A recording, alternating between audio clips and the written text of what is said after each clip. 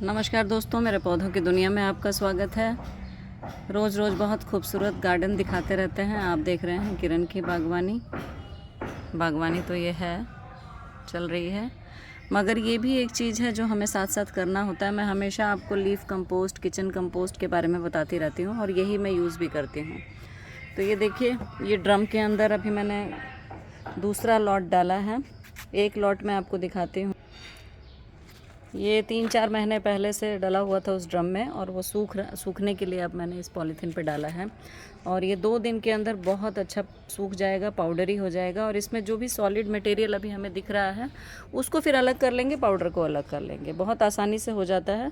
थोड़ा सा इसको फैला देंगे, फिर ये क्रश हो जाएगा। किसी डंडे वंडे से पीट के इसको पाउडर कर लीजिए।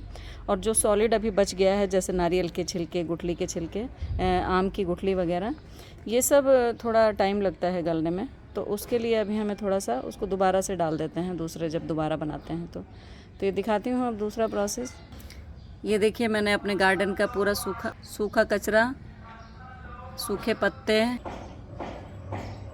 तो इस तरह से सूखे पत्ते जो आपके गार्डन से निकलते हैं उनका इस्तेमाल आप लीफ कंपोस्ट भी बना सकते हैं। मतलब सिर्फ सूखे पत्तों का बना सकते हैं, या अपने किचन के गार्डन वेस्ट का बना सकते हैं। तो मैं दोनों मिला के करती हूँ।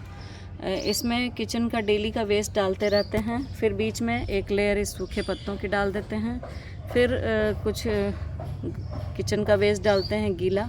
उसमें से ये देख लीजिए, ये कैसे लिक्विड सा निकलता रहता है। तो ये एक अलग बाल्टी में ढक्कन लगा हुआ ये इकट्ठा होता रहता है। तो ये बहुत अच्छी खाद होती है। कुल मिला के जब आप इसको सुखाते हैं ना, पाउडर बनता है। और आपको ये ग्लव्स की ज़रूरत पड़ेगी, इसके लिए ग्लव्स लगा लीजिए, कोई दिक्कत की बात नहीं है। आप आराम से बना सकते हो और इसमें कोई स्मेल नहीं है। मैं यहाँ पे बैठी हुई हूँ, मुझे बिल्कुल भी स्मेल नहीं आ रही है इसकी। जबकि जनरली कहीं पे जब आप देखते हैं कूड़ा सड़ रहा होता है तो उसमें कितनी बदबू आती है। चूँकि ये पूरा कंपोस्ट हो चुका है, इसमें कोई बदबू नहीं है। और सब्जियों का है, फलों का है, हमारे घर का छिलका वगैरह। देखिए, इसमें आम के छिलके और गुठलियाँ पूरे गर्मी के मौसम की हैं। तो ये जुलाई के महीने में मैंने बनाया था जो कंपोस्ट, जो मैंने सूखने के लिए डाला है, जो अभी आपको दिखाया। फिर से एक बार दिखा देती हूँ। ये देखिए, ये सूख रहा है, इस तरह से फैला दिया है। ये 3 से 4 महीने में कंप्लीट हो जाता है। जुलाई, अगस्त, सितंबर, अक्टूबर, पूरा अक्टूबर बीत गया है। आज 2 नवंबर है, तो हम इसको आज फैला चुके हैं 4 महीने के बाद। तो 4 महीने लग जाते हैं कंपोस्ट बनने में।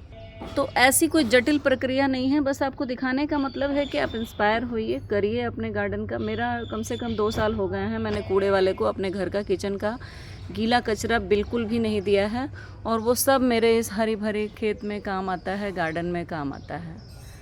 तो मुझे बाहर से कुछ भी ख़रीदना नहीं पड़ता है, ना कोई वर्मी कंपोस्ट, ना कोई गोबर की खाद। पहले बहुत ख़रीदना पड़ता था, लेकिन 2 साल से जब से मैं ये किचन का वेस्ट यूज़ कर रही हूँ, मुझे बिल्कुल भी ख़रीदना नहीं पड़ता। और वो इतनी स्ट्रॉन्ग खाद होती है कि उससे आपके पौधों को रोगों से भी लड़ने में मदद करती है वो। क्योंकि उसमें विटामिन्स और मिनरल्स बहुत होते हैं, माइक्रो न्यूट्रिएंट्स बहुत होते हैं, जो आपको सीवीड फर्टिलाइज़र कहा जाता है ख़रीदने के लिए। वो सारी चीज़ें उसमें अवेलेबल होती हैं, क्योंकि आपके घर का फलों का, सब्जियों का छिलका, चाय पत्ती, ये सारी चीज़ें आपकी होती हैं उसके अंदर।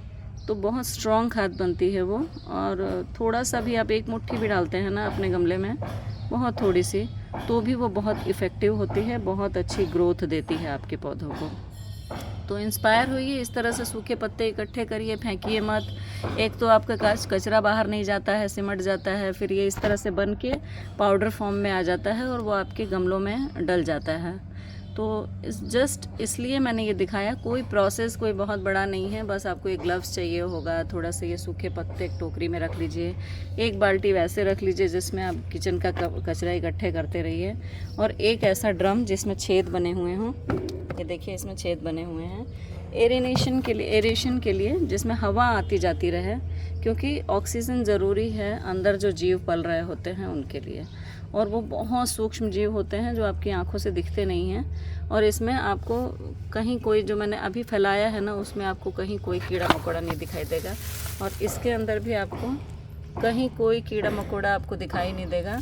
ये इतने सूक्ष्म होते हैं कि आपको दिखाई नहीं देते हैं, और ये इस तरह से सड़ाते रहते हैं आपके।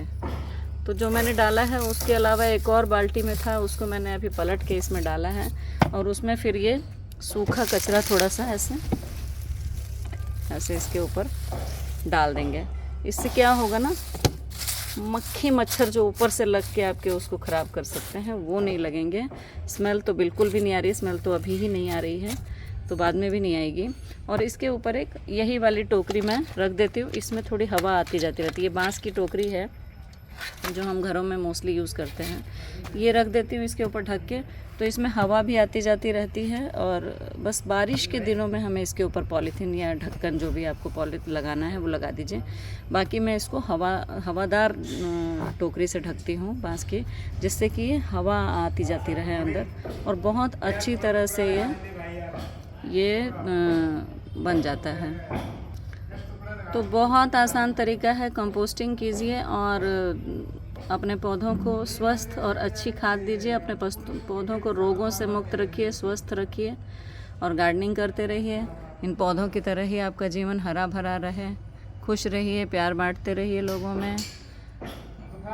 मिलते हैं फिर नई वीडियो के साथ। सब्सक्राइब ज़रूर कर लीजिए दोस्तों मेरी चैनल को, और मेरी वीडियो को लाइक कर दीजिए, दोस्तों के साथ शेयर कर दीजिए अगर आपको लगता है कि ये जानकारी आपके काम की है। Thank you so much. मिलते हैं फिर, बाय बाय।